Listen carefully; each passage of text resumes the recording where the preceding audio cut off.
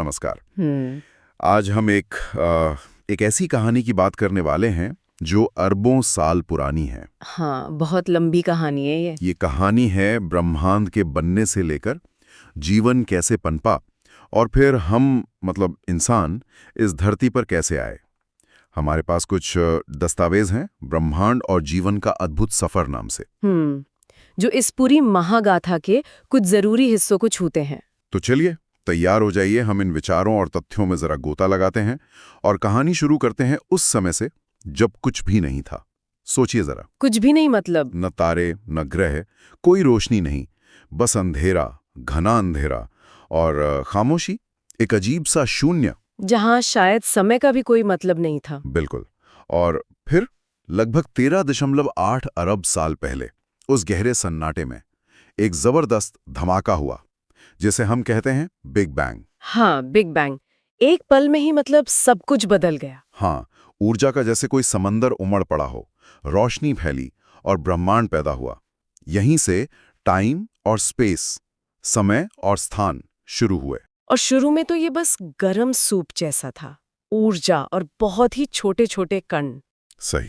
यहीं पर देखिए बात बहुत दिलचस्प हो जाती है कि कैसे सिर्फ एक घटना, हाँ वो बहुत जबरदस्त थी, पर एक घटना से इतना बड़ा, इतना पेचीदा ब्रह्मांड बन गया। है ना?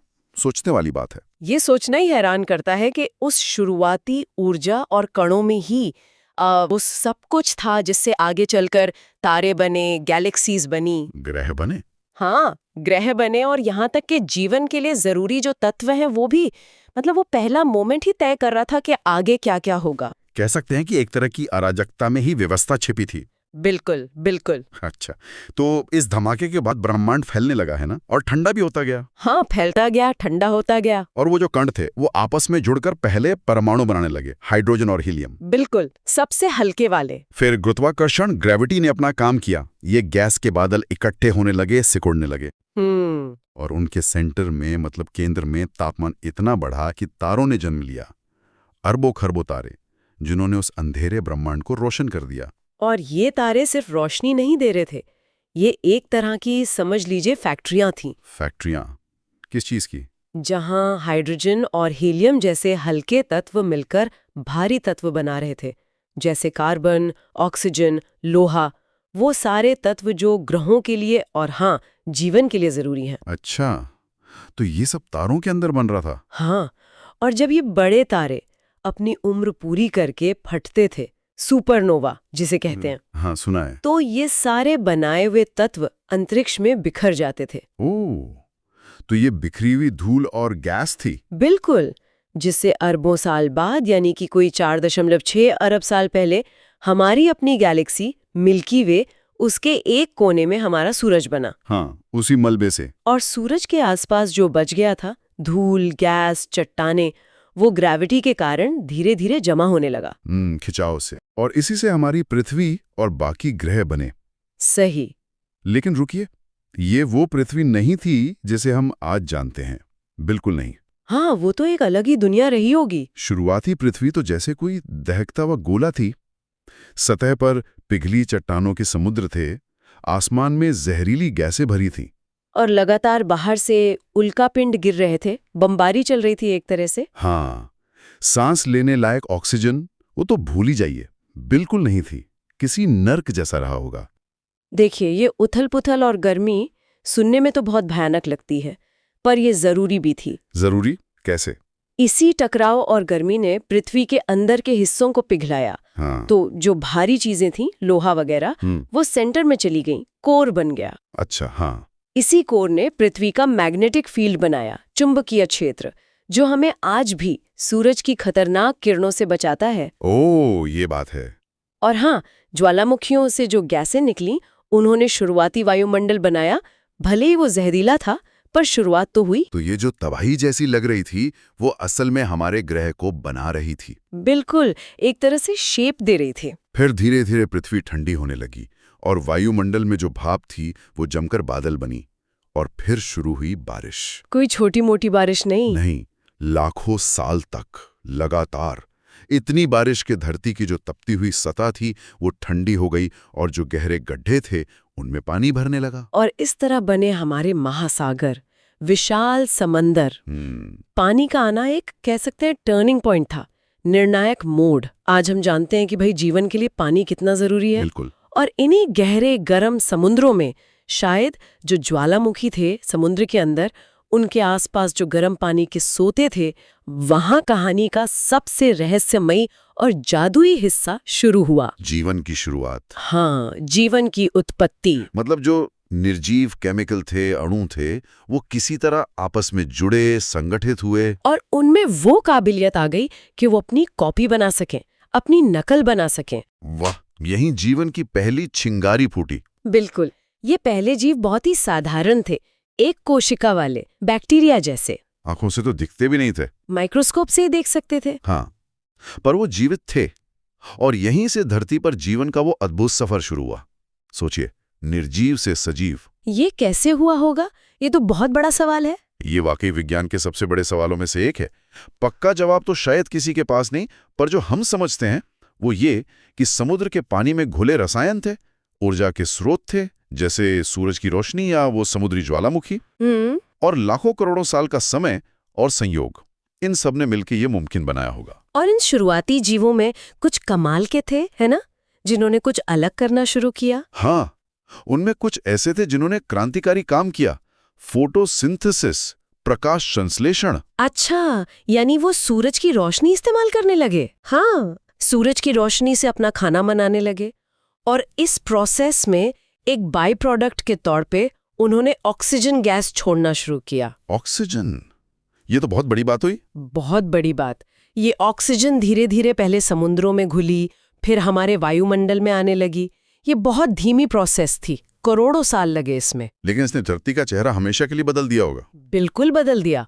ऑक्सीजन ज्यादातर शुरुआती जीवों के लिए जहर जैसी थी, वो उसके आदी नहीं थे। ओह, तो वो मर गए होंगे। कई मर गए, लेकिन कुछ नए तरह के जीव विकसित हुए जो ऑक्सीजन का इस्तेमाल करना सीख गए सांस लेने के लिए। और इसी ऑक्सीजन से बाद में वो ओजोन लेयर बनी, जो हमें सूरज की खतरनाक किरणों से बचाती है। बिल्कुल, इसी ऑक्सीजन ने ओजोन परत बनाई, जिसने जमीन को रहने लायक बनाने में मदद की, सूरज की जो खतरनाक अल्ट्रावायलेट किरणें हैं उनसे बचाया। तो ये सब जुड़ा हुआ है। हाँ, ये वायुमंडल का बदलना, ये भविष्य के जो ज्यादा जटिल जीव आने वाले थे उनके लिए रास्ता बना रहा था। कैसे? देखिए, ऑक्सीजन से सांस लेना बिना ऑक्सीजन के सांस लेने से कहीं ज्यादा एनर्जी देता है। अच्छा। हाँ, और इसी ज्यादा एनर्जी ने जीवों को बड़ा होने और ज्यादा कॉम्प्लेक्स मतलब जटिल बनने में मदद की। तो वो जो छोटे छोटे जीव थे ना शुरू में, हाँ, बैक्टीरिया जैसे, वो असल में पूरे ग्रह का माहौल बदल रहे थे। कमाल है। अच्छा, तो समय बीतता गया, समुद्रों में जीवन और पनपा होगा। हाँ, और ज्यादा विविध होता गया। पहले मल्टी सेल्यूलर मतलब बहुकोशिकीय जीव बने, फिर नर्म शरीर वाले जैसे जेलीफिश, फिर वो जिनके ऊपर खोल या कवच था। मछलियां भी आ गई होंगी। हाँ, मछलियां आई, तरह तरह के समुद्री कीड़े मकोड़े, पौधे।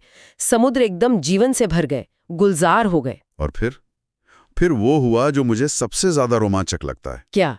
जमीन पर आना। हाँ, करीब 40-50 करोड़ साल पहले कुछ बहुत ही हिम्मत वाले समुद्री जीवों ने, शायद मछलियों या मेंढकों जैसे जीवों के पूर्वजों ने, एम्फीबियंस के पूर्वज, हाँ, उन्होंने एक अविश्वसनीय कदम उठाया।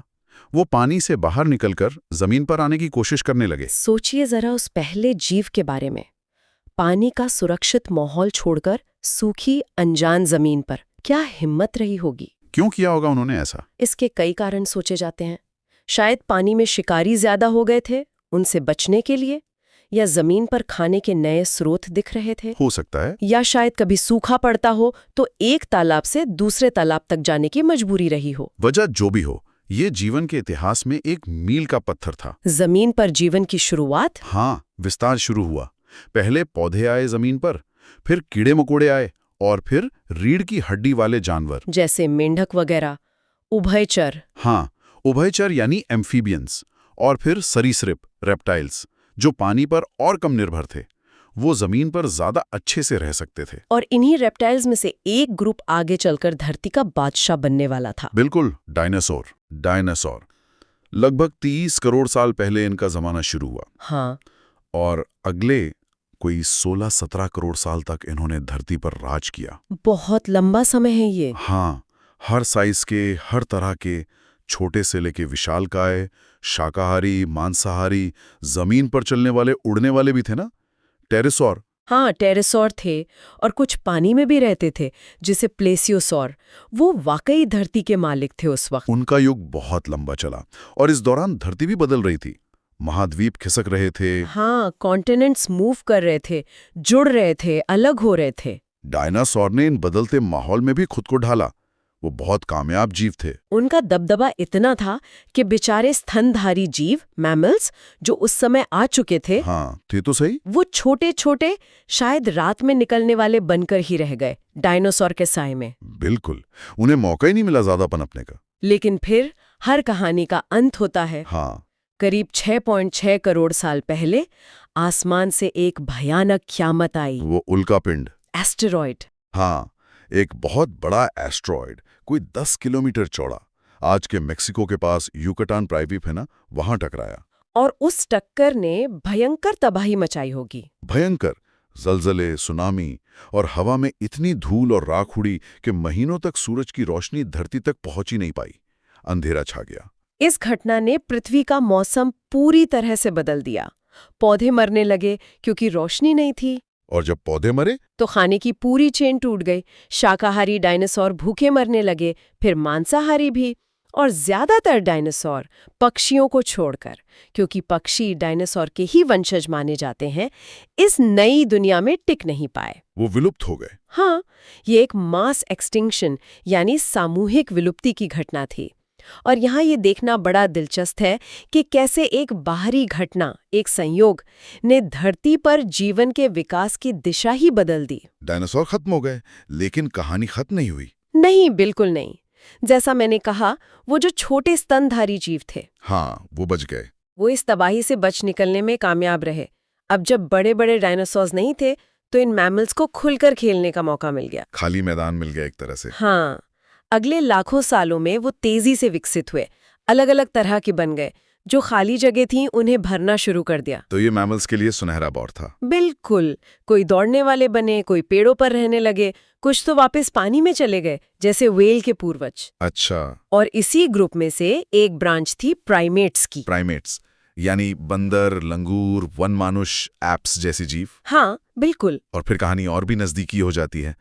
इन्हीं प्राइमेट्स में से अफ्रीका में करीब 60-70 लाख साल पहले एक ग्रुप एप्स से अलग होकर इवॉल्व होने लगा।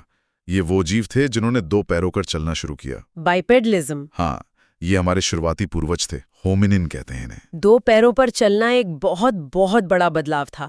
इससे उनके हाथ आजाद हो गए। हाँ, तो वो औजार उठा सकते थे, चीजें ढो सकते थे, शायद इशारों में बात भी कर सकते थे, और खुले मैदानों में दूर तक देख भी सकते थे।